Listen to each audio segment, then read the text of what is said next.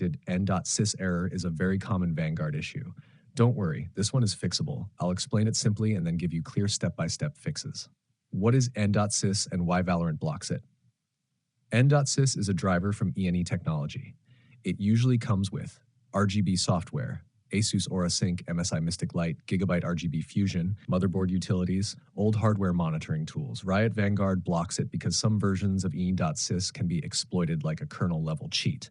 Quick fix works for most people. Method 1, disable, then press Win R. 2, type. You can see the code in our conversation history. 3, find ene service or ene RGB service. 4, right-click properties.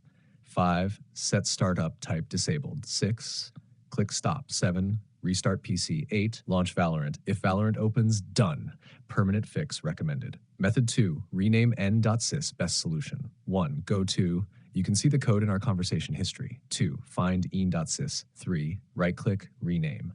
4, change it to. You can see the code in our conversation history. 5, restart P6. Open Valorant Vanguard won't detect it anymore.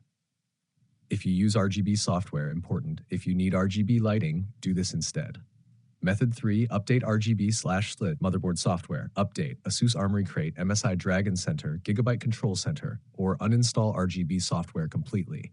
Restart PC. Old versions are the problem, not RGB itself. Last option if nothing works. Method 4, uninstall Vanguard and reinstall. 1, open control panel. 2, uninstall Riot Vanguard. 3, restart PC. 4, open Valorant Vanguard auto installs. 5, restart again. Why Riot is strict about this? Valorant uses kernel-level anti-cheat, so any risky driver equals instant block. Even harmless tools can trigger it. Fast answer, ene.sys equals RGB motherboard driver. Vanguard blocks it. Rename or disable it. Update or remove RGB software. If you want, tell me, your motherboard brand, ASUS, MSI, Gigabyte, or if you're making a YouTube bug fix